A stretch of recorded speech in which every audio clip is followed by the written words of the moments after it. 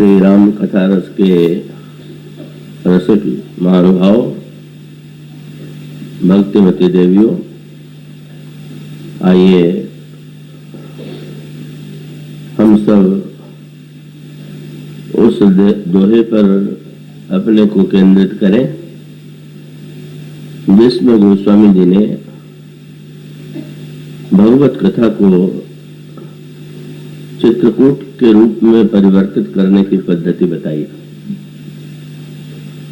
राम कथा मंदाकिनी चित्रकूट चितचारु तुलसी सुभग स्नेह वन सिय रघुवीर व्यार।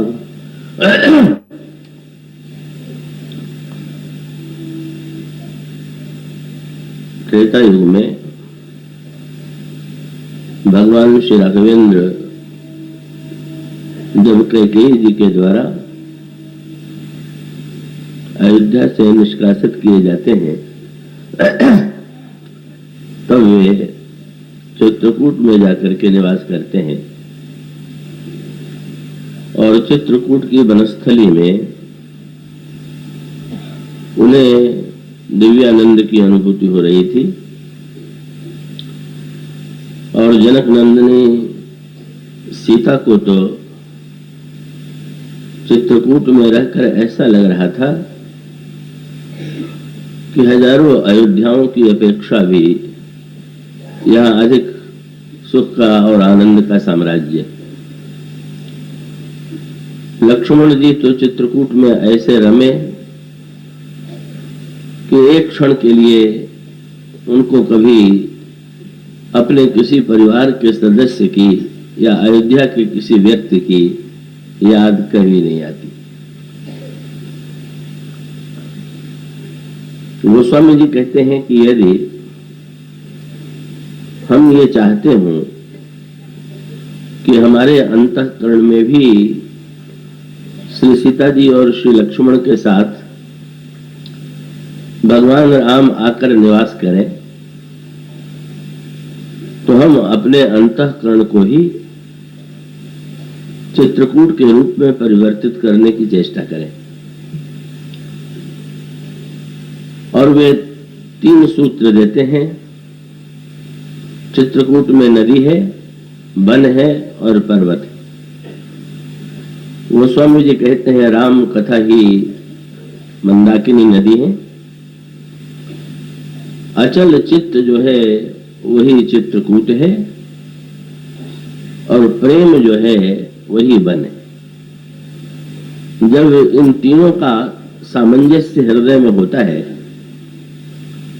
हमारा चित्त अचल हो, हमारे अंतःकरण हृदय में प्रेम रस का प्रवाह हो रहा हो, और उस समय यदि कथा की मंदाकिनी हमारे अंतःकरण में प्रवाहित हो, तो गोस्वामी जी ये विश्वास दिलाते हैं कि निश्चित रूप से श्री सीता जी और श्री राम वहां आकर के निवास करेंगे। तो कल आपके सामने चित्त की चर्चा चल रही थी। हमारे महान मनीषियों ने, ऋषियों ने, आचार्यों ने, चिंतकों ने व्यक्ति की समस्या के मूल तक पहुंचने की चेष्टा की कि व्यक्ति के जीवन में जो अंतर्द्वंद है, दुख है, राग है, द्वेष है, इसका उद्भव कहां से होता है, उसका प्राकट्य कहां से होता है। तो जहां तक मन, बुद्धि और अहंकार की बातें हैं वो तो प्रत्यक्ष है, लेकिन मन, बुद्धि, अहंकार के पीछे जिसे चित्त कहते हैं और जहां सारे पूर्व जन्मों के संस्कार जो है संग्रहित हैं, का वस्तुतः समस्याओं का केंद्र न तो मन में है, न बुद्धि में है, न अहंकार में है। समस्या और उसके समाधान का केंद्र जो है वो चित्त है। और वस्तुतः यही संकेत अयोध्या कांड में सांकेतिक अर्थों में दिया गया। अयोध्या में जहां पर इतना पवित्र वातावरण है, अयोध्या के पवित्र वातावरण में अमंगल कहां से आ गया, स्वार्थपरता कहां से आ गई कि श्री राम को अयोध्या से निष्कासित कर दिया गया। कई इस प्रश्न पर विचार किया गया और कई बार तो विचार करते समय लोग जब गहराई से नहीं सोच पाते हैं तो वो ठीक निर्णय करने में असमर्थ रहते हैं। का विशेष रूप से कैकेयी जी के संदर्भ में, कैकेयी जी के शौर्य का, कैकेयी जी के धैर्य का, कैकेयी जी की उदारता का, कैकेयी जी के चरित्र में दिखाई देने वाले सद्भाव का जो चित्र विविध प्रसंगों के माध्यम से आता है, उसको पढ़ करके आश्चर्य होता है। कैकेयी जी क्या सचमुच बदल सकती हैं कि जो इतना अधिक, इतनी उदारता और जिनमें इतने त्याग की वृत्ति दिखाई दे रही थी, वे उस सीमा तक पहुंच जाए कि जब श्री राम को वन में भेजने में उन्हें संकोच न हो, महाराज श्री दशरथ की मृत्यु का भय भी का उन्हें अपनी दिशा में बढ़ने से न रोक सके। तो कई लोग ये मान करके चलते हैं कि ये परिवर्तन तो कैकेयी जी में हो ही सकता नहीं, इसलिए कैकेयी जी में जो कुछ दिखाई देता है वो भ्रम है। पर इसको आप जरा बहुत गहराई से विचार करके देखिए कि अच्छे से अच्छे व्यक्तियों के जीवन में भी क्या कभी कभी बुराई का उद्भव नहीं होता है, और वह एक अच्छे व्यक्ति के द्वारा जब कोई बुराई होती है तो लोग चकित हो जाते हैं कि इतना अच्छा व्यक्ति ऐसा आचरण कैसे कर सकता है। चित्रकूट के ही प्रसंग में एक चित्र गोस्वामी जी ने प्रस्तुत किया। भगवान श्री राघवेंद्र बट वृक्ष की छाया में विराजमान है और अचानक बहुत बड़ी संख्या में पशु जो है वो भाग करके प्रभु के आश्रम में आ गए, दूर दूर उड़ती से दिखाई दी। प्रभु ने जिज्ञासा भरी दृष्टि से देखा। उसी समय कोल किरातों ने आकर के ये सूचना दिया कि श्री भरत आ रहे हैं, और साथ साथ उन्होंने ये भी सूचना दिया कि एक आई अस कहा बहोरी सैन संग चतुरंगन थोड़ी, उनके साथ चतुरंगिनी सेना भी। भगवान श्री राम ने जो ही सुना कि भारत सेना लेकर के आ रहे हैं, वे व्याकुल हो गए। और व्याकुल इसलिए हुए कि श्री भारत को सच्चे अर्थों में उनकी भावनाओं को पहचानने में तो श्री राम ही समर्थ है, श्री राम ही सक्षम है। श्री राम को यह समझने में देर नहीं लगी कि लगता है कि भरत मुझे राज्य तिलक करने के लिए ही सारा समारंभ लेकर के चित्रकूट आ रहे हैं और इसीलिए सेना भी उनके साथ है। तो ये चिंता करते हुए प्रभु के अंतर हृदय में ये प्रश्न आया कि आज तक भरत ने मुझसे कभी कुछ करने के लिए नहीं कहा, पर आज जिन्होंने कभी कुछ नहीं कहा यदि मुझसे कहेंगे तो क्या मैं उनकी बात को टाल पाऊंगा। सो सुनी राम ही भा अति सोचू, इत पितु बच उत बंधु सकोचू। श्री लक्ष्मण जी ने भगवान की मुख मुद्रा को देखा और अपने प्रेम के उतावलेपन के कारण उन्होंने ये व्याख्या की कि प्रभु ने सेना की बात सुन करके उनके मुंह पर जो चिंता आ गई है वो इसलिए कि प्रभु सोचते हैं कि भरत यदि आक्रमण करने के लिए आ रहे हैं तो क्या मुझे अपने भाई भरत के विरुद्ध भी शस्त्र उठाना होगा, क्या लड़ना होगा। और वो आवेश में आकर के जब उन्होंने श्री भरत की आलोचना की तो उन्होंने ये कहा कि कि महाराज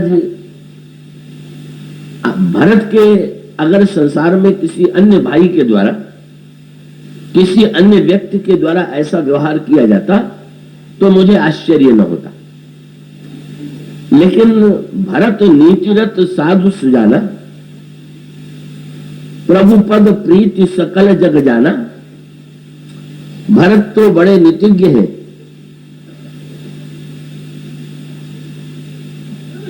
भरत तो बड़े नीतिज्ञ हैं, ऐसा संसार में प्रत्येक व्यक्ति उनके विषय में कहता था कि बड़े सज्जन हैं, बड़े साधु हैं। लेकिन मुझे आज ये देख करके आश्चर्य होता है कि तेऊ आज राम पद पाई, चले धर्म मर्याद मिटाई। वे भी राज्य पद पाकर के इतने उन्मत्त हो गए कि धर्म की मर्यादा को छोड़ करके इस प्रकार का आचरण कर रहे हैं। पर अचानक ये कहते कहते श्री लक्ष्मण जी की मनोधारा बदल गई और उन्होंने कहा कि ये जो मेरा आश्चर्य है ये भी कुछ उचित नहीं। और तब उनको विश्व के अनेक महापुरुषों के नामों की याद आने लगी, इतिहास में योग्य राजाओं की, धर्मात्माओं की याद आने लगी। और तब वे अंत में ये कहते हैं कि कोई भरत ही पहले व्यक्ति ऐसे नहीं है कि जिनमें ऐसा बदलाव आया है। कई इससे पहले भी तो इतिहास में ऐसे व्यक्तियों के चरित्र का वर्णन आता है। और तब उन्होंने कुछ नाम गिनाए, शशि गुरु तीय गामी नहुष, चढ़े भूमि सुर जान, लोक वेद ते विमुख भा, अधम को बेन समान, सहस बाहु सुरनाथ शंकु, केन राजमद दीन कलंकु। श्री लक्ष्मण ने अंत में ये कहा कि राज्यमद ने बहुतों को परिवर्तित कर दिया था। भरत से ऐसी आशा नहीं थी, पर भरत में भी बदलाव आ गया। पर जब श्री लक्ष्मण जी ने नामों का स्मरण किया तो इसका अभिप्राय यह है कि बुरे व्यक्तियों के द्वारा ही बुरा आचरण होता हो, ऐसा नहीं। और आप एक दूसरा पक्ष भी पाएंगे कि बुरे से बुरे व्यक्तियों के द्वारा भी कभी कोई बात ऐसी हो जाती है जो बहुत अच्छी होती है, और अच्छे से अच्छे व्यक्तियों के आचरण में भी प्रतिकूलता दिखाई देने लगती है। ये प्रतिकूलता का मूल कारण क्या है? श्री भरत अंत में लक्ष्मण जी ने कैकेयी जी से श्री भरत को जोड़ दिया और कैकेयी जी से जोड़ करके कहा कि अगर कैकेयी जी इतनी परिवर्तित हो सकती है तो श्री भरत उन्हीं के पुत्र हैं, और यदि उनमें परिवर्तन आ गया तो कोई आश्चर्य नहीं। भगवान श्री राम ने श्री भरत के संबंध में एक इसका बड़ा सांकेतिक समाधान दिया, उसकी चर्चा हम आगे करेंगे। पर वो मूल प्रश्न तो यह है कि कैकेयी जी के चरित्र को पढ़ करके ये चकित होने की आवश्यकता नहीं है कि उनमें ऐसा बदलाव कैसे आ गया। उस बदलाव के मूल में चित्त का संस्कार है। चित्त जो है तो उसमें न जाने कितने जन्मों के, न जाने कितने पुराने संस्कार संग्रहित हैं, और उन संस्कारों में से कौन सा संस्कार किस समय प्रबल हो जाएगा ये कोई व्यक्ति दावे से नहीं बता सकता है। बुरे व्यक्ति के चित्त में बुरे संस्कारों के साथ साथ अच्छे संस्कार भी होते हैं, और वही अच्छे संस्कार कभी कभी संग पा करके या वातावरण की अनुकूलता के कारण बाहर प्रतिफलित होते हैं, और तब एक बुरे व्यक्ति के द्वारा भी अच्छा आचरण होता है। और इसी प्रकार से अच्छे व्यक्ति के चित्त में भी जो बुरे संस्कार हैं, अगर उन बुरे संस्कारों को प्रेरणा प्राप्त हो तो बुरे संस्कार जो है वो भी सक्रिय होकर के जीवन में अपनी भूमिका निभाते हैं। गोस्वामी जी ने कैकेयी जी के संदर्भ में एक दृष्टांत बड़ा समझ में आने योग्य और सुंदर दिया। जैसे आप अन्य ऋतुओं में देखिए तो भूमि में कीड़े मकोड़े उतनी मात्रा में नहीं दिखाई देते, और गर्मी में तो ऐसा लगता है कि जैसे सारी धरती शुष्क है और उसमें उतने जीव जंतु नहीं। पर तो गर्मी के बाद जब वर्षा ऋतु आती है और पानी बरसता है तो न जाने कितने प्रकार के कीड़े मकोड़े दिखाई देने लगते हैं। ये कीड़े मकोड़े कहां से आ गए? क्या वर्षा का जो पानी बरसा उससे कीड़े मकोड़ों की वर्षा होती है क्या? कीड़े मकोड़ों की वर्षा वर्षा के मेघ के द्वारा नहीं होती। बस केवल सूत्र इतना ही है कि ये सारे के सारे, चाहे वो मेढक हो और चाहे अन्य जीवाणु हो, का वो पृथ्वी के अंतराल में छिपे हुए हैं, सोए हुए। और जब वर्षा होती है तो वर्षा के परिणाम स्वरूप जो भीतर है वही बाहर निकल आता है। इसीलिए गोस्वामी जी ने यह कहा कि कैकेयी जी की बुद्धि जो है वो पानोभूमि है और विपत्ति जो है वही बीज है। विपत्ति का बीज जो था वो पहले से पड़ा हुआ था और विपत्ति का जो बीज पड़ा हुआ था वो कैकेयी जी की बुद्धि में पड़ा हुआ था। केवल आवश्यकता थी वर्षा की और वो वर्षा हुई और जो पहले से ही कैकेयी जी के अंतःकरण में छिपा हुआ था वो मनोभाव सामने आ गया। वो चौपाई आपने पढ़ी होगी। गोस्वामी जी कहते हैं विपत्ति बीज वर्षा ऋतु चेरी भूल भाई कुमति कैकेयी केरी पाई कपट जल अंकुर जामा फल दो दल दुख फल परिणामा। इस पंक्ति में गोस्वामी जी ने जो संकेत किया कि विपत्ति का बीज पहले से ही कैकेयी जी के अंतःकरण में विद्यमान था। ये बीज कब डाला गया था, कितना पुराना था और मंथरा ने कैसे वर्षा किया तो वो जो पुराने बीज पहले से डाले गए थे वो बीज अंकुरित हो गए। और इसका उत्तर भी आपको यही मिलेगा। ये जो बीज था वो विवाह में ही डाल दिया गया।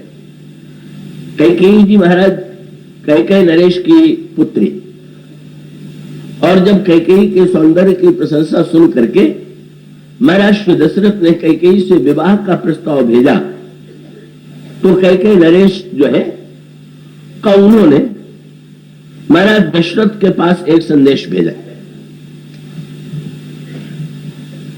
पेश ये था कि मैं कैकेयी का विवाह आपसे तभी करूंगा जब आप ये वचन दीजिए कि कैकेयी के गर्भ से जो पुत्र होगा वही अयोध्या के राज्य का उत्तराधिकारी बनेगा। देखिए एक नन्ना सा वाक्य उन्होंने कह दिया और महाराज श्री दशरथ ने भी बिना विचार किए क्षणिक निर्णय करते हुए वचन दे दिया। परिणाम क्या हुआ?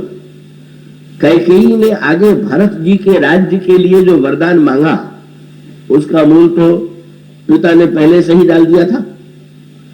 कहा चित्त में वो संस्कार वे दक्ष की पुत्री होने के नाते दक्ष में जो संस्कार, जब कैकेयी नरेश में जो संस्कार थे उसमें उन्होंने ये कहा था वो संस्कार का बीज पहले से पड़ा हुआ था। और विवाह के पश्चात कैकेयी जी अयोध्या में आई और वहां के वातावरण में उन संस्कारों के उदित होने का अवसर नहीं आया, बल्कि सारा वातावरण जो था बिल्कुल भिन्न था।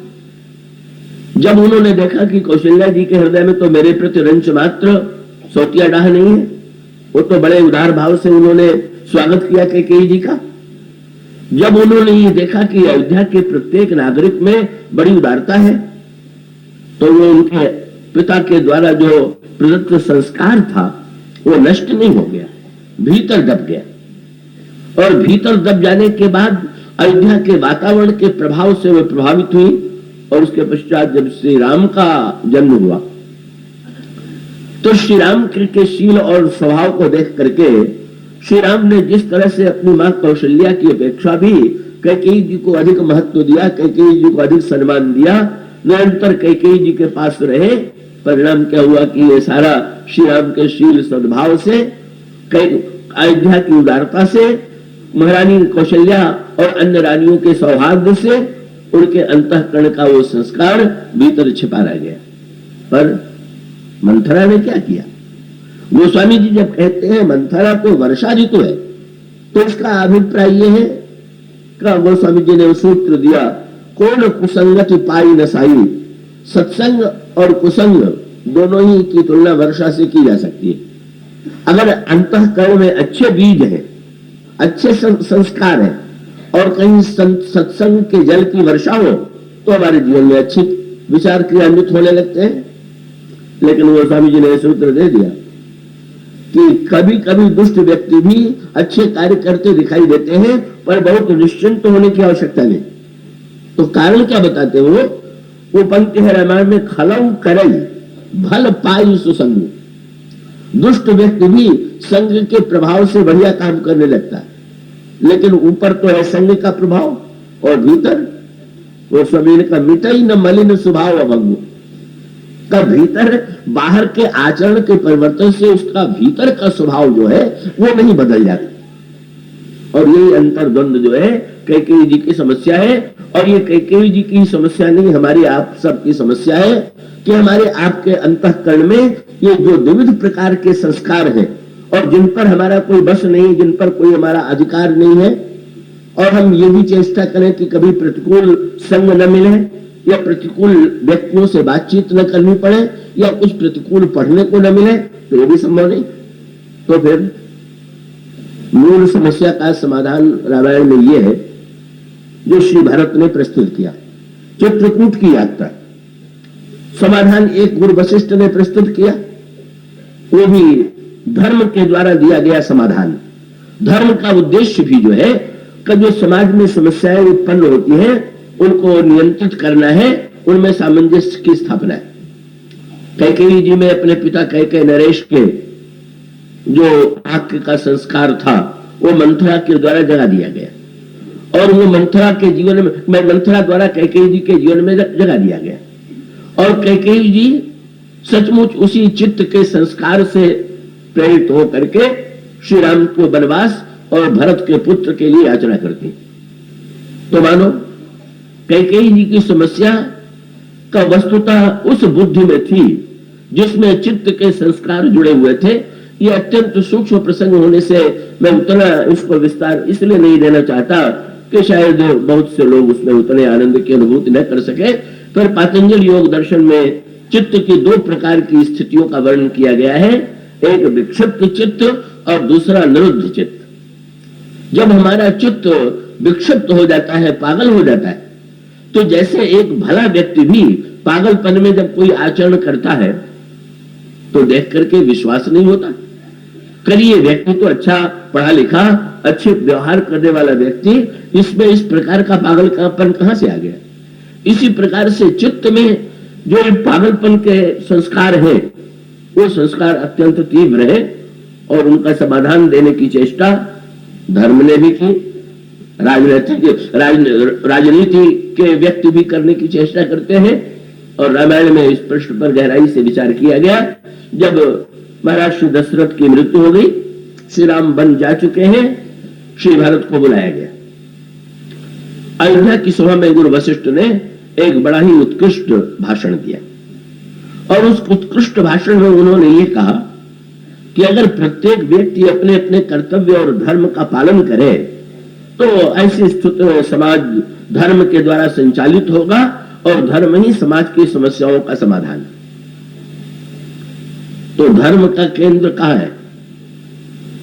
धर्म की बात जो कही जाती है का वो बुद्धि से जब व्यक्ति धर्म की व्याख्या को समझ ले और फिर जीवन में उसको क्रियान्वित रूप से उतारने की चेष्टा करे तो धर्म की भूमिका इसी रूप में हमारे जीवन में होती है। गुरु वशिष्ठ ने जो धर्म की व्याख्या की और धर्म की व्याख्या करते हुए फिर अपनी बात पर आए। उन्होंने कहा, भरत, इस घटना को तुम इस दृष्टि से देखो कि जो घटना हुई का उसमें यद्यपि बड़ा अमंगल, बड़ी पीड़ा, बड़ा दुख दिखाई देता है, पर इस घटना में धर्म के प्रति आस्था का कितना बड़ा स्थान है इसकी ओर मैं तुम्हारा ध्यान आकृष्ट करूंगा। उन्होंने कहा कि तुम्हारे पिता अगर सत्यनिष्ठ न होते तो राम को वन जाने से रोक सकते थे, लेकिन तुम्हारे पिता सत्यवादी थे और शास्त्रों का मत यह है कि सत्य सबसे बड़ा धर्म है, इसलिए उन्होंने सचमुच सत्य के लिए कितना बड़ा त्याग किया जा सकता है इस घटना में उनके चरित्र के द्वारा यह आदर्श जो है समाज के सामने आया। जब सत्य के लिए राम जैसे पुत्र का भी उन्होंने परित्याग कर दिया, तो इसका अभिप्राय है कि संसार में कोई ऐसी वस्तु नहीं है कि जिसका सत्य के लिए त्याग न किया जा सके। और उसके पश्चात उन्होंने कहा कि कोई व्यक्ति कर सकता है कि यह भी हो सकता है कि कई लोग अपने पुत्र का त्याग कर देते हैं, पुत्र से नहीं पड़ती है या पुत्र प्रिय नहीं लगता है तो अभी तो छोड़ सकते हैं। रावण ने तो यही व्याख्या किया था कि राम को तो पिता ने इसीलिए निकाल दिया कि समझ गया कि बड़ा लड़का किसी काम का नहीं, अगुण अमान जानते जिन पिता बनवास। वशिष्ठ ने कहा कि राम का त्याग उन्होंने कर दिया, ये सत्य था, पर राम से कितना प्रेम करते थे कि तजऊ राम जही बचन ही लागी और तन परिहर प्रेम पन लागी। श्री राम के प्रेम में, राम के वियोग में जब उन्होंने प्राण का परित्याग कर दिया तो इससे सिद्ध होता है कि राम के प्रति उनका कितना प्रगाढ़ प्रेम था। उनके अंतःकरण में न तो शरीर की चिंता थी न प्राण की चिंता थी। तुम्हारे पिता महान सत्यनिष्ठ थे और भरत पुत्र का कर्तव्य है कि वो पिता के मार्ग का अनुगमन करे, अनुकरण करे। और इसलिए तुम्हारे पिता ने 2 आज्ञाएं दी, उन आज्ञाओं में से एक आज्ञा का पालन श्री राम ने किया और दूसरी आज्ञा का पालन तुम्हें करना है। और तुम दोनों ही भाइयों का कर्तव्य है, तुम दोनों भाइयों के लिए उचित है कि तुम पिता की मर्यादा की रक्षा करो। उन्होंने कहा 14 वर्ष के लिए बन जाने की जो बात थी उसे श्री राम ने स्वीकार कर लिया और वो चले गए। पर पिताजी का दूसरा आदेश था का अयोध्या के राज्य पर भरत की स्थापना, ये आज्ञा अभी बाकी है और इसे पूरा करना तुम्हारा कार्य है। बहुत ही युक्त संगत ढंग से बुद्धि और तर्क पूर्वक उन्होंने अपनी बात समाप्त की। और वहां पर जो कुछ हो रहा है वो बड़ी सुनियोजित पद्धति से मंत्री खड़े हुए, उन्होंने गुरु वशिष्ठ का समर्थन किया, पर समर्थन करने के साथ साथ उन्होंने उसमें थोड़ा संशोधन कर दिया। मंत्रियों को लगा कि भरत को सिंहासन पर बैठना चाहिए तो ठीक, पर गुरु वशिष्ठ ने भी श्री भरत के लिए एक सुविधा दी थी कि जैसे तुम्हारे पिता ने धर्म और प्रेम दोनों की रक्षा की, तो तुम भी चाहो तो धर्म और प्रेम दोनों की रक्षा करो। सत्य और धर्म के लिए तुम सिंहासन पर बैठ जाओ और तुम्हारा जो राम के प्रति प्रेम है उसके लिए उपाय यह है कि सौंपे हूं राज राम के आए, राम के आने पर तुम उनको राज्य सौंप दे देना। तो तुम्हारे पिता ने जैसे धर्म और प्रेम दोनों का समन्वय किया, तुम भी अपने जीवन में दोनों का समन्वय करो। मंत्रियों ने लौकिक दृष्टि से देखा, इतनी गहराई से भरत को तो वो समझते नहीं। उनको लगा कि कहीं ऐसा न हो कि ये सुनकर के कि 14 वर्ष बाद राज्य लौटाना पड़ेगा, भरत राज्य ले ही नहीं। इसलिए वो लोगों ने चतुराई से कहा कि कीजिए गुरु आए सो अवश्य, कहां ही सचिव कर जोड़े। गुरु जी की आज्ञा का पालन अवश्य होना चाहिए, पर बात को मोड़ दिया। 14 वर्ष बाद बोले रघुपति आए उचित जस पूजितस कर्म मोर। श्री राम के आने पर अब आप दोनों मिलकर के निर्णय कर दीजिएगा और जैसा उचित हो वैसा कीजिएगा। और उसके पश्चात कौशल्या अम्मा ने श्री भरत की ओर देखा। मां का हृदय तो बड़े वात्सल्य भावना से और उदारता से भरा हुआ है। जब मां ने देखा कि भरत तो इस प्रस्ताव को सुनकर के प्रसन्न नहीं प्रतीत हो रहे हैं, तो उन्होंने बड़े स्नेह से भरत से वाक्य कहा, कौशल्या धर धीरज कहि पूत पथ्य गुरु आय सुहाई। पुत्र गुरु की आज्ञा पथ्य है, और पथ्य चाहे स्वादिष्ट न लगे फिर भी जैसे रोगी स्वीकार करता है, इसी तरह से इस समय लोग जो है राम वियोग कुरोग भिगोए। अयोध्या में एक रोग फैला हुआ और उस रोग के जैसे शरीर के रोग की दवा वैद्य देता है, मन के रोग की दवा देता है गुरु। तो गुरु वशिष्ठ ही इस समय जो रोग इस समय अयोध्या में व्याप्त है, उस रोग का समाधान गुरु वशिष्ठ जैसे महापुरुषों के द्वारा ही दिया जा सकता है। इसलिए वे जो कुछ कह रहे हैं उसे तुम स्वीकार करो। गोस्वामी जी ने बड़ा मधुर सूत्र दिया। जब ये गुरु वशिष्ठ मंत्री और मां कौशल्या बोल चुके तो श्री भरत बोलने के लिए खड़े हुए। अब यह इस प्रसंग के दोनों सूत्रों को मिला करके मैं क्योंकि आज और कल 2 ही दिन है इसकी संक्षेप में व्याख्या करूंगा कि गोस्वामी जी ने कहा कि राम कथा की मंदाकिनी और चित्त का चित्रकूट, लेकिन आपने कई पर्वतों को ऐसा देखा होगा कि जो पर्वत है तो विशाल, चट्टानें बड़ी बड़ी है, पर जब ऐसे पर्वतों पर वृक्ष न दिखाई दे, हरियाली न दिखाई दे, तो उस पर्वत को देख करके व्यक्ति के मन में ऊंचाई का भान तो होता है, पर आनंद और रस की अनुभूति नहीं होती। और कहीं पर्वत के साथ साथ वन भी हो तो वन होने पर व्यक्ति उस वनस्त्री को देख करके आनंदित होता है। तो गोस्वामी जी ने एक मीठा संकेत किया, क्या बोले, योगी लोग भी चित्त वृत्ति का निरोध करते हैं, और जिनमें चित्त वृत्ति का निरोध है तो मानो उनका चित्त जो है पर्वत के समान। पर अगर वो योगी केवल चित्त वृत्ति का निरोध तो कर ले, पर भगवान के प्रति प्रेम न हो, तो वो वन रहित पर्वत है। वो योगी है जिसके जीवन में भक्ति और प्रेम नहीं है, कब वो जो योगी हो उनकी योगियों की महिमा के रूप में उसके दर्शन भले ही हो, लेकिन सच्चे अर्थों में तो दोनों का समन्वय चाहिए। क्या? प्रेम का वन और चित्त की अचलता। तो श्री भारत में अब वो जो समस्या है उसका समाधान श्री भारत में है। दोनों आप देखेंगे, श्री भारत बोलने के लिए खड़े हुए और श्री भारत ने जो उत्तर दिया उसमें बुद्धि तो है ही है। गोस्वामी जी ये कहते हैं कि दे तो उचित उत्तर समय। भरत जी प्रत्येक व्यक्ति को उचित उत्तर दे रहे हैं, पर उसके पहले गोस्वामी जी ने कहा कि श्री भरत बोलने के लिए जब खड़े हुए तो उनकी दशा कैसी है? सानी सरल रस मातु वाणी सुनी भरत व्याकुल भय, और तब उनके आंखों से आंसू गिरने लगे। गोस्वामी जी ने कहा ये आंसू वस्तुतः लोचन सरोरुह स्रवत सींचत विरह उर अंकुर नए। भरत जी के अंतःकरण में जो राम के विरह का अंकुर है उसको अपने आंखों के जल से वे सींच रहे। सींचने का अभिप्राय यह है कि जब जल की वर्षा होती है तो सींचने की आवश्यकता नहीं होती है, पर किसी समय अगर वर्षा न हो तो अगर सिंचाई का साधन है तो खेती बच जाएगी, और सिंचाई का साधन नहीं है तो खेती सूख जाएगी। तो वस्तुतः भरत तो आशा कर रहे थे कि मेरे अंतःकरण में जो विरह का अंकुर है, गुरुदेव गुरु वशिष्ठ जो है मेघ बन करके ऐसे जल की वर्षा करेंगे कि जिससे मेरी भावनाओं का अंकुर जो है और आगे उसको प्रोत्साहित करेंगे।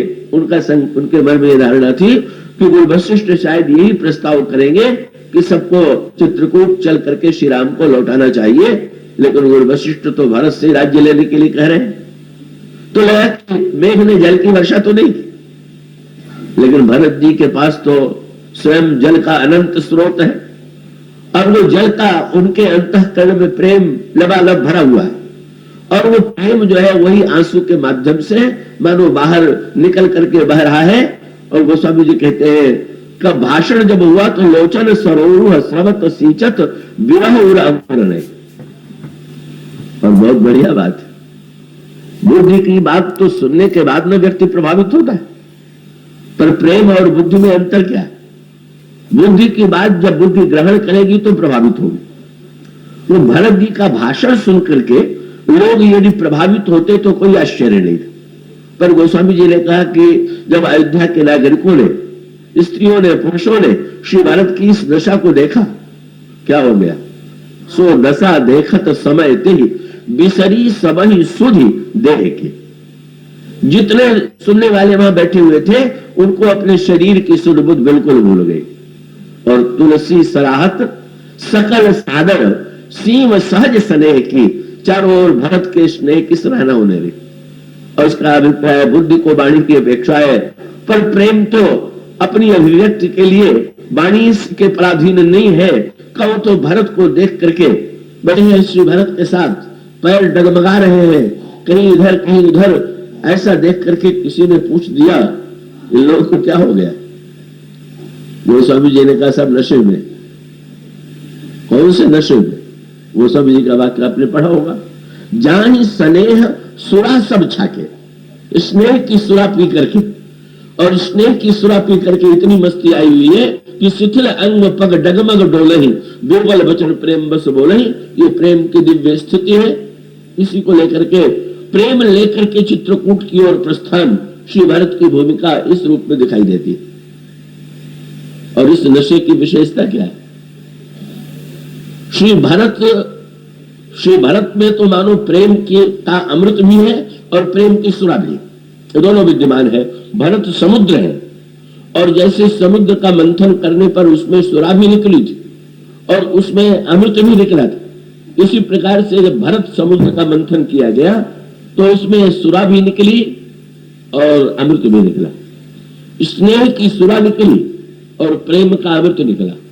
गोस्वामी जी का अभिप्राय है कि उस समुद्र का की सुरा जो थी वो तो बड़ी घातक थी, उसे तो असुरों ने पिया।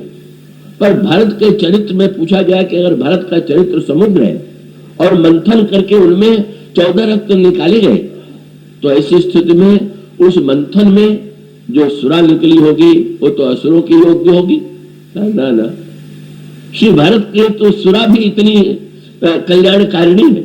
और भगवान श्री राम ने श्री हनुमान जी से जानबूझ करके पूछ दिया, बोले भरत ने जब तुम्हारे ऊपर बाण चला दिया तो लगता है भरत से पहचानने में भूल हो गई, भरत को भ्रम हो गया कि तुम्हें उन्होंने राक्षस समझ करके बाण चला दिया। तो श्री हनुमान जी ने कहा कि प्रभु, ज्ञान तो सबका कल्याणकारी होता, लेकिन किसी का भ्रम कल्याणकारी हो सकता है, ये तो हमने भरत जी के दर्शन से पाए। बोले उनका ज्ञान ही कल्याणकारी नहीं, उनका भ्रम भी कल्याणकारी। क्या? बोले महाराज अगर ये भ्रम उनको न होता तो मेरा भ्रम तो न टूटता। इसलिए मैं तो ये कहूंगा कि ज्ञान से भ्रम तो मैंने सुना था, पर भ्रम से भ्रम मिटने की बात तो भरत में मिली। क्या भ्रम टूट गया? बोले प्रभु आपने बड़ा अनोखा खेल रच दिया। कल लक्ष्मण जी को मेघनाद नहीं उठा पाया तो आपने मुझे शक्ति दे दिया और मैं उठा के ले आया। सुखेड़ वैद्य को आपने लाने के लिए कहा तो घर सहित मैं उठा करके ले आया। जब आपने दवा लाने के लिए कहा तो पर्वत मैंने उठा लिया। ये असंभव से कार्य सब आपने कराए मुझसे, पर मुझे एक भ्रम हो सकता था। रोग आने के पहले भरत जी ने उसे दूर कर दिया। क्या? कि मैं ये सोचने लगता कि अगर मैं न होता तो इतनी बड़ी बड़ी वस्तुओं को कौन उठाता, लेकिन उनके बाण ने तो मेरा सारा भ्रम दूर कर दिया। क्या? जब उनका बाण लगा और मैं गिरा और आंख खुलने के बाद मैं ढूंढने लगा कि वो जो पर्वत में उठाए हुए था वो कहाँ है, तो देखा कि वो आकाश में। तो प्रभु मैं समझ गया कि भरत जी के बाण ने बता दिया कि अगर तुम उठाए हुए होते तो तुम्हारे गिरने पर पर्वत भी तो गिरता। तुम गिरे, पर्वत नहीं गिरा, इसलिए उठाने वाला कोई और था, तुम नहीं। इसलिए गोस्वामी जी कहते हैं भारत के इस दिव्य चरित्र में प्रेम अमीय मंदर विरह, प्रेम का अमृत तो है ही है और सुरा भी है, लेकिन सुरा ऐसी है कि जो जीव के साधन की यात्रा की थकान को मिटा दे। बड़ा सांकेतिक सूत्र है। बहुधा जो शराब का समर्थन करना चाहते हैं उनकी कभी कभी ये धारणा रहती है कि उसको पी लेने पर थकान मुड़ जाती है। कई एक सुरा की व्यवस्था गुरु वशिष्ठ ने भी करने की चेष्टा की थी। अब एक सुरा गुरु वशिष्ठ दे रहे थे और दूसरी सुरा श्री भरत के चरित्र के द्वारा समाज को मिली। गुरु वशिष्ठ के वाक्य को श्री भरत ने सुरा के रूप में प्रस्तुत किया। उन्होंने कहा, मां आपने ये कहा कि हम सब रोगी हैं और रोगी के लिए वैद्य जो पथ्य बतावे, जो दवा दे उसे स्वीकार करना चाहिए। पर मां आज तो मैं जो दवा सुन रहा हूं, क्या सचमुच वही दवा है क्या? और तब भरत जी ने निदान करते हुए कहा, ग्रह ग्रही पुण्य बात बस तेरी पुण्य बीछी मार और ताही पियाई या बारूणी कहूं कवन उपचार। कोई ग्रह दशा आ गई हो, बात रोग हो गया हो, बिच्छू मार दे और वैद्य उसको शराब पिला दे तो कोई रोग की चिकित्सा? और उसका अभिप्राय ये प्रसंग विस्तृत है, पर उसका अभिप्राय यह है कि अयोध्या में ये 3 प्रकार की समस्याएं आई हुई हैं और उन 3 प्रकार की समस्याओं का जब गुरुदेव ये कह करके समाधान करते हैं कि भरत तुम समस्या सिंहासन पर बैठ जाओ, तो क्या राज्य मद की सुरा पी करके मुझे उन्मत्त बना देने में ही इन समस्याओं का समाधान है क्या? या अगर सारे समाज के लोग सुरा पी लेंगे, सुरा माने भुलावे की शक्ति, भूल जाने की, तो कुछ देर जब व्यक्ति नशे में होता है तो थकान भी भूल जाता है और बातें भी भूल जाता है। इसी प्रकार से मानो कुछ समाधान ऐसे हैं कि व्यक्ति उन बातों के द्वारा क्षणिक समाधान पा लेता है और कुछ समय के लिए उसको ऐसा लगता है कि थकान मिट गई। पर श्री भरत जी के चरित्र की विशेषता क्या है? वे जो प्रेम और सुरा दोनों देते हैं, वो सुरा सचमुच है अद्भुत सुरा। और उस प्रसंग में उसकी व्याख्या यही कहकर की जा सकती है। हमारे यहाँ काशी में बड़े प्रसिद्ध संत हुए हैं काशजीवा स्वामी। उन्होंने अपने एक पद में पीने के लिए निमंत्रण दिया। उन्होंने कहा आइए आइए कुछ नशा तो कर लीजिए। और कौन सा नशा कर लीजिए? तो उन्होंने कहा भला रंग छना है, रंग ले राम लगन में, भला रंग छना। बोले महाराज इस नशे के लिए भट्टी भट्टी चाहिए कि सिल लोड़ा चाहिए कि अफीम है तो घोलना पड़ता है, भांग है तो पीसना पड़ता है, शराब है तो भट्टी से निकलती है। उन्होंने कहा भट्टी नहीं, सील लोढ़ा और नहीं घोर घाट। और नशा कितने देर में आता है? का पलकन के फेर में ही चढ़े धुआंधार।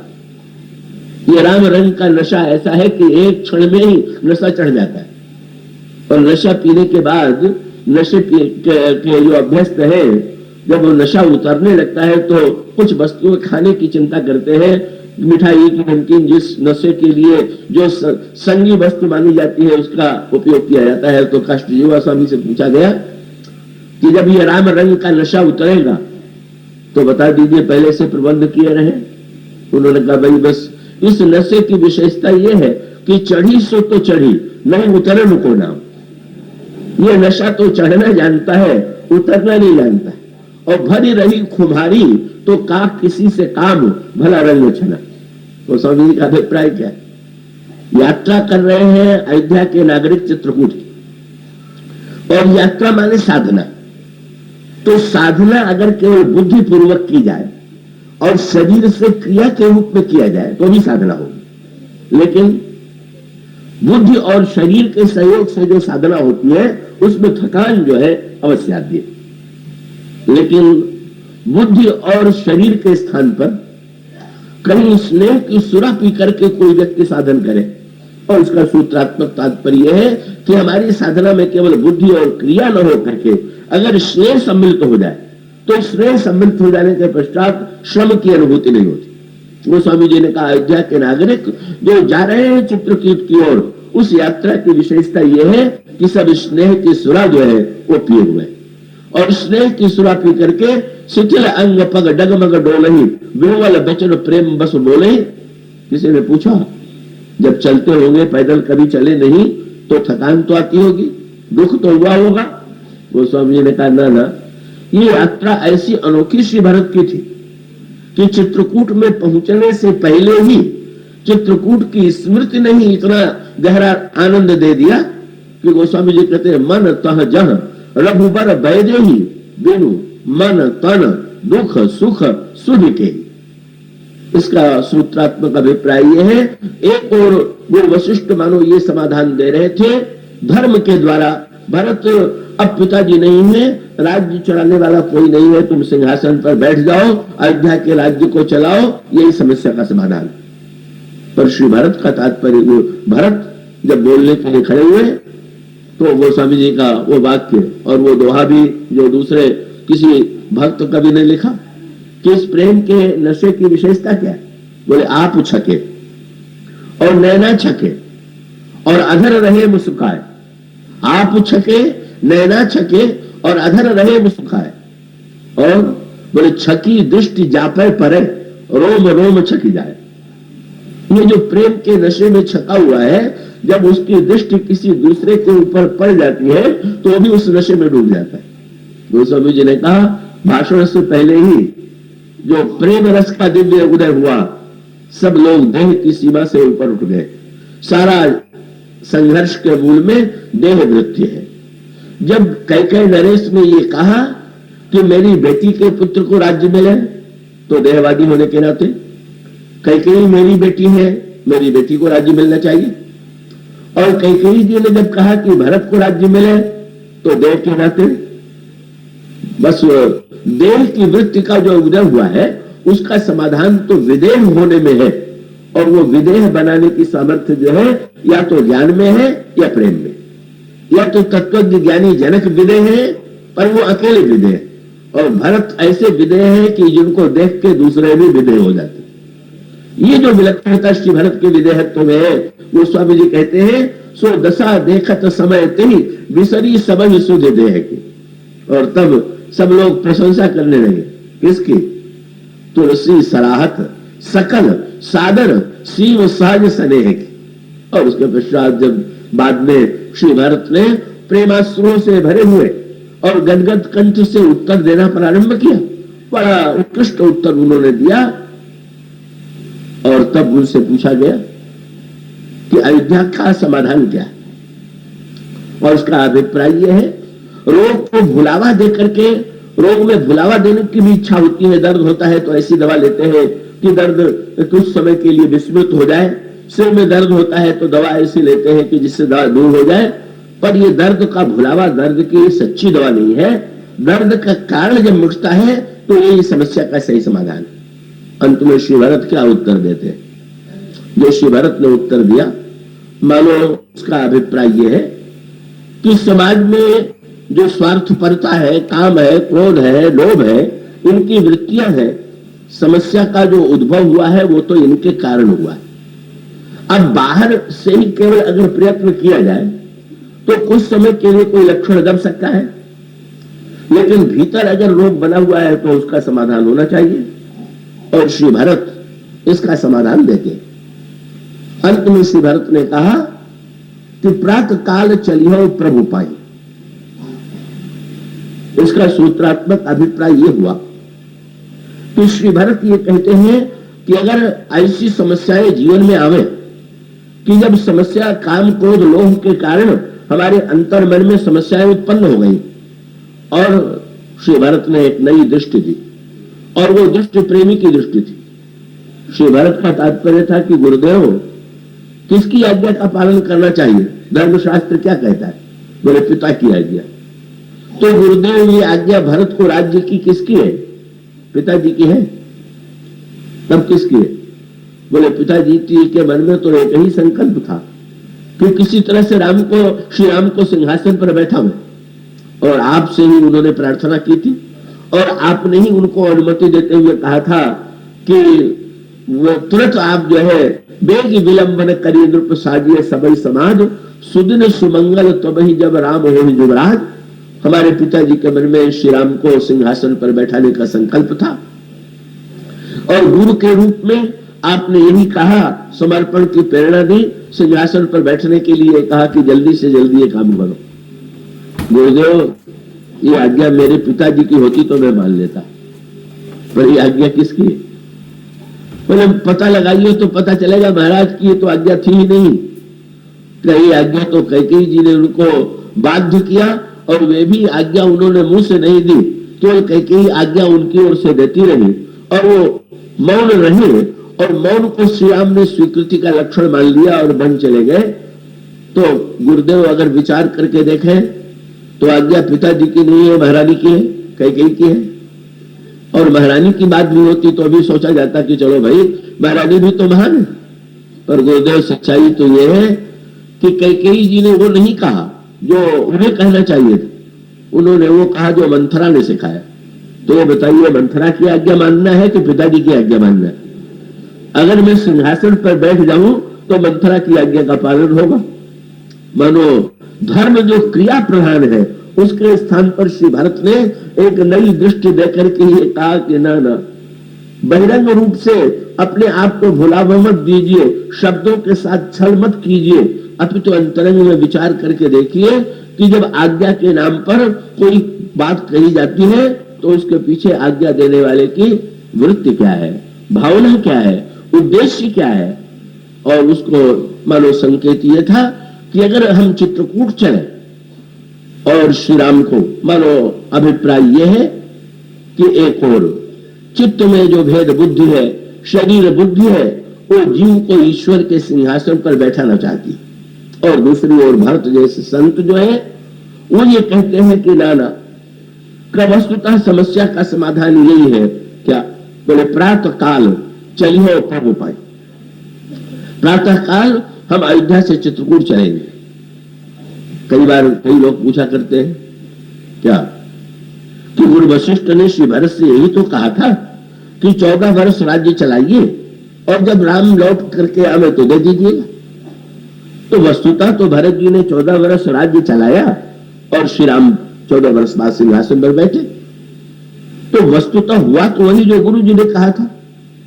तो ऐसी स्थिति में भरत जी सारे समाज को लेकर के चित्रकूट गए। ये तो मेरा किसी ऐसा लगता है कि व्यर्थ का परिश्रम हुआ, उसका कोई फल तो मिला नहीं। पर नहीं, ये तो हम लोगों के जीवन में समझने योग्य सूत्र है कि कर्तव्य कर्म का निर्वाह करने के लिए चित्रकूट जाने की आवश्यकता है कि नहीं। अब इसको जरा व्यवहारिक भाषा में देखें कि योगाभ्यास के या ध्यान में जब हम चित्त में भगवान को लाने की चेष्टा करते हैं, अगर कोई व्यक्ति ये कहे कि जितने देर बैठ करके हम हृदय में भगवान का ध्यान करेंगे, उसके स्थान पर हम ध्यान में समय न गंवा करके अगर जीवन में अच्छे कार्य करें, सेवा का कार्य करें, तो क्या आवश्यक है कि कोई व्यक्ति जो है भगवान का ध्यान करे, चित्त वृत्तियों का निरोध करे?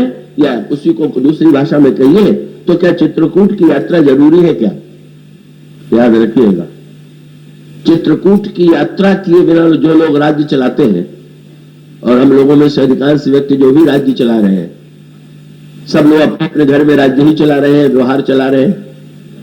पर चित्रकूट की यात्रा के बिना जब आप सेवा करेंगे तो कैसी सेवा करेंगे? उसका दृष्टांत तो यही है कि एक व्यक्ति ने निर्णय किया है कि हम सेवा करेंगे, और जिसने निर्णय किया उसको तपेदिक था, टीबी थी, और उससे पूछा गया कि कौन सी सेवा करेंगे, तो उसने कहा हम लोगों को पानी पिलाया करेंगे, और वो पानी पिलाने लगा। कब भूखे लोग, प्यासे लोग आते थे और पानी पीते थे, उनकी प्यास भी बुझती थी, किंतु तुरंत तो प्यास बुझ गई। पर उस रोगी ने जल में जो अपने शरीर का कीटाणु भेज दिया, जब पीने वाले के शरीर में वो सक्रिय होगा तो कुछ दिनों के बाद उसी रोग से भी वो भी ग्रस्त होगा। और इसका अर्थ ये है कि दूसरों की सेवा करने से पहले ये तो देख लीजिए कि कहीं आप मन का रोग भी तो सेवा के साथ बांट नहीं रहे। व्यवहार के साथ आप अपने मन में, अगर हमारे मन में काम है, क्रोध है, लोभ है, अहंकार है, स्वार्थपरता है, और उसको लेकर के हम व्यवहार चलावेंगे तो व्यवहार में तत्काल तो लाभ लगेगा ही, लेकिन याद रखिएगा हम अपने मन का रोग जो है अपने परिवार में भी फैलावेंगे, समाज में भी फैलावेंगे, इसमें कोई संदेह नहीं। मानो मूल तत्व यह है कि चित्रकूट चल करके, चित्रकूट पहुंच करके राज्य चलाना एक बात है, और बिना चित्रकूट जाए राज्य चलाना दूसरी बात है। और चित्रकूट जाने का अभिप्राय आध्यात्मिक अर्थों में प्रातः काल उठ करके जब ये कहा जाता है कि आप नेत्र मूंद करके ध्यान कीजिए, आगे जाना है बाहर, पर बाहर जाने के पहले यह संकेत सूत्र दिया गया कि पहले भीतर तो जाइए, और भीतर जाकर के उस ईश्वर से अपने को जोड़िए।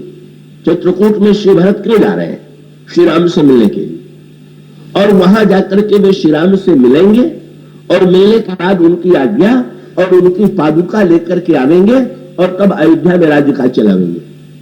अयोध्या है बुद्धि और चित्त है चित्रकूट। राज्य चलेगा बुद्धि में, व्यवहार चलेगा बुद्धि से, पर जब तक चित्रकूट में प्रवेश नहीं होगा, चित्रकूट की यात्रा नहीं होगी, जब तक श्री राम से संबंधित, जब भगवान श्री राम से श्री भरत ने यह कहा कि भरत तुम्हें तो अयोध्या का राज्य चलाना है, तो श्री भरत जी ने प्रभु से कहा कि प्रभु कोई आधार दीजिए।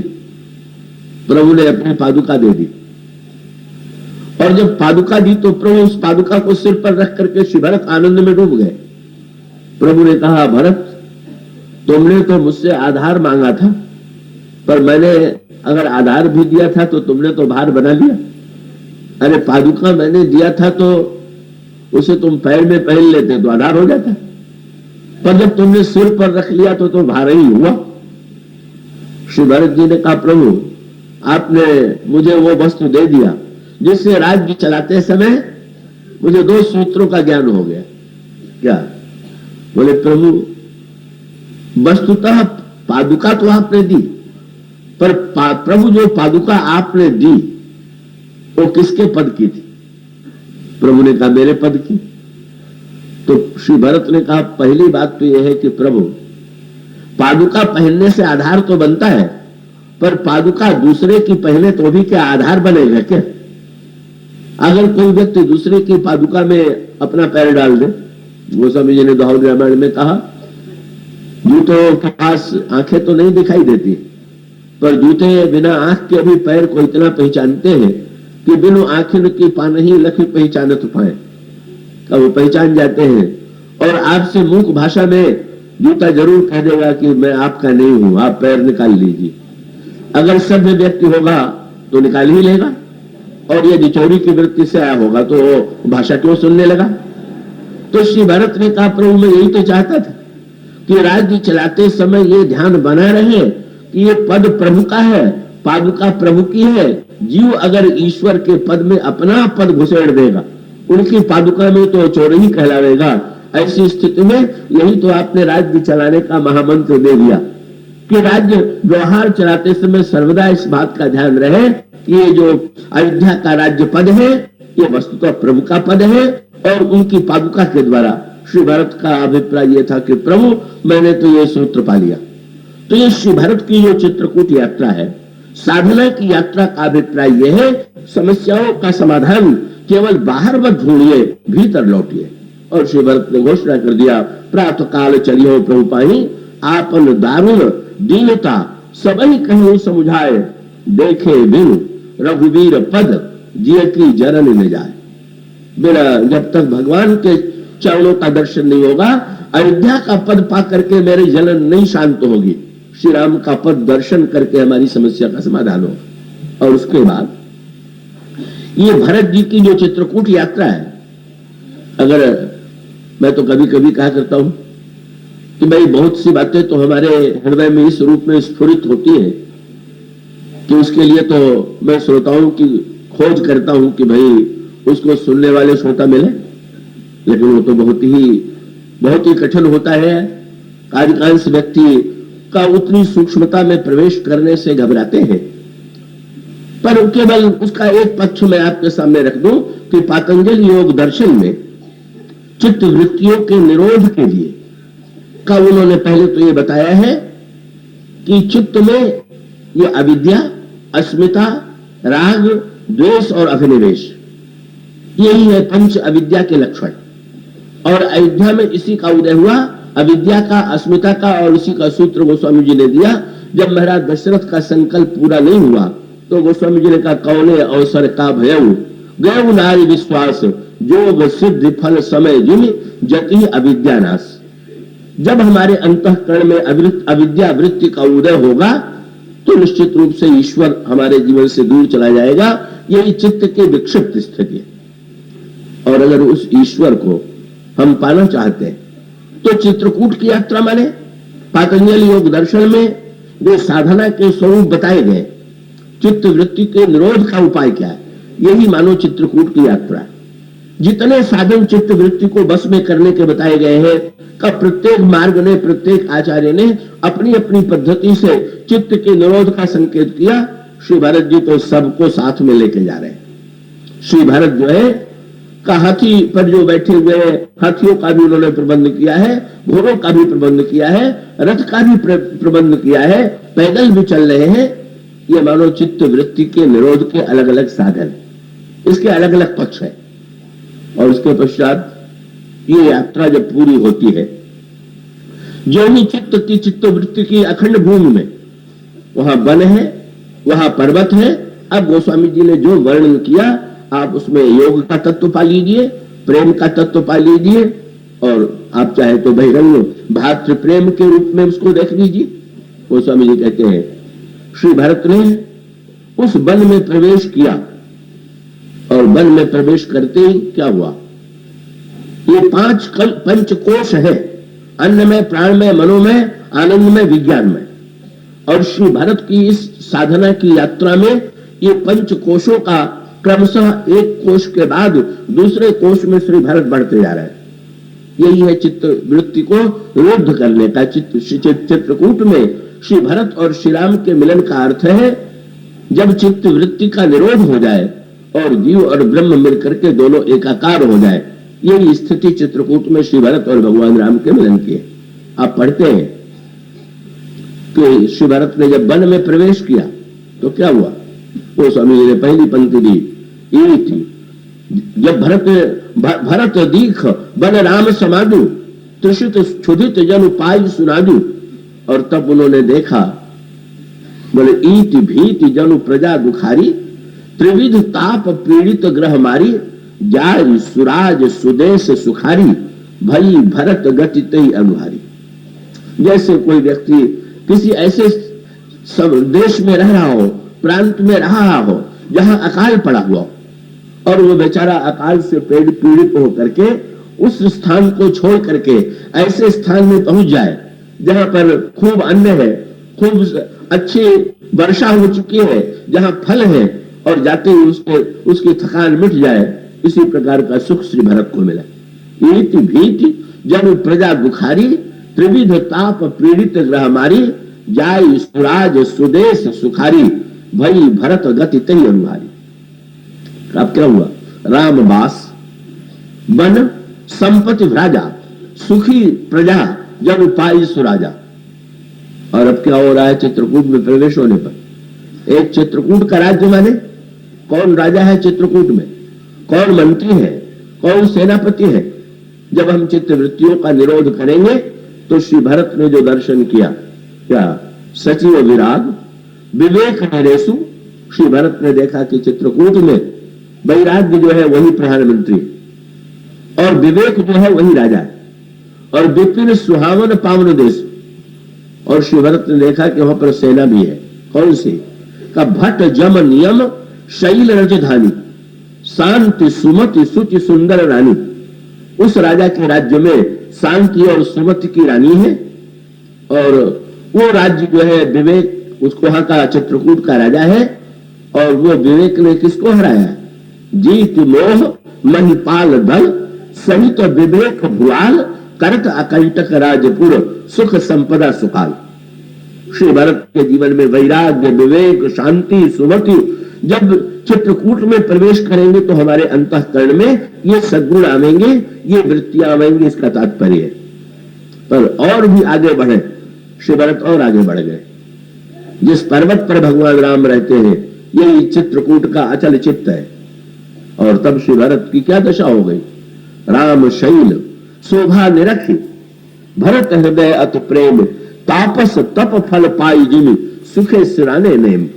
जैसे कोई बहुत से नियमों का पालन कर रहा हो और अंत में साधना पूरी हो जाए और नियमों से छुट्टी मिल जाए, उसी प्रकार से श्री भरत जी को अनुभव हो गया। अब नेम की कोई अपेक्षा नहीं रह गई, ये पर्वत के दर्शन का फल है। और इसका अभिप्राय यह है, नेम में बहिरंग क्रियाओं की प्रधानता है, पर जब नेम से और भी आगे बढ़ेंगे, पहले जीवन में नियम का महत्व है पर उससे भी आगे बढ़ने की आवश्यकता है।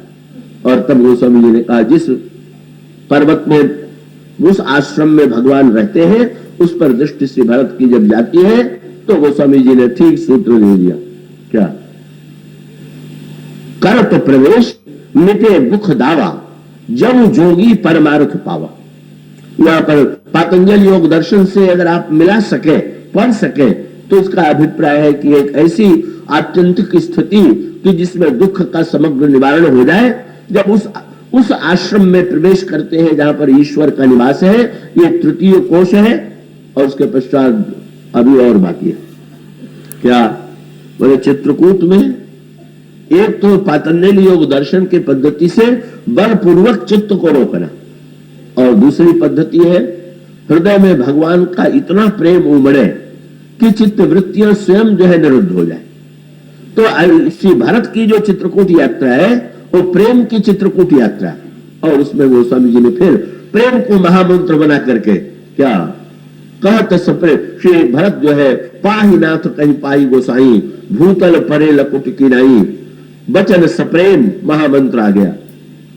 राम कथा मंदाकिनी, चित्रकूट चित चारु, तुलसी सुभग स्नेह बन। और उसका अभिप्राय है कथा सुनने के साथ साथ चित्त अचल हो जाए और प्रेम रस में डूब जाए। कहत सप्रेम नाई महिमा था, भरत प्रणाम करत रघुना था, उठे राम सुर प्रेम अधीरा, कौन पट कौन संग धन तीरा, बरबस लिए उठाए उड़, लाए कृपा निधान, भरत राम की मिलन लखी चित, बिसरऊ सही अपान। विदेह स्थिति में जो मिलन को देखने वाले थे वो डूब गए, और उसकी चरम स्थिति क्या, बोले परम प्रेम पूर्ण दो भाई, मन बुद्धि चित्त अहिमित बिसराई, कह उस प्रेम प्रकट को करे। एक ऐसी स्थिति जब न मन की सत्ता रहे, न बुद्धि की रहे, न चित्त की रहे, न अहंकार की रहे। वो स्वामी जी कहते हैं जब कथा सुनते हुए हमारी ऐसी प्रेममयी दशा हो जाए कि चित्त अचल हो जाए और मन बुद्धि चित्त अहंकार की सत्ता भूल जाए, तभी जीव और ब्रह्म का पूर्ण मिलन होता है। और वहीं श्री सीता और राम निवास करते हैं। अब इसका जो बचा हुआ अंतिम समापन भाषण है, फिर समापन की कथा है, उसकी कल चर्चा होगी। पर कृपया अभी आप कुछ क्षणों तक रुकेंगे, धैर्य रखेंगे। श्री रमनलाल जी दिनानी आपको कल के कार्यक्रम के समय आदि की सूचना देंगे, आप उसे सुनने का कष्ट करें। यहाँ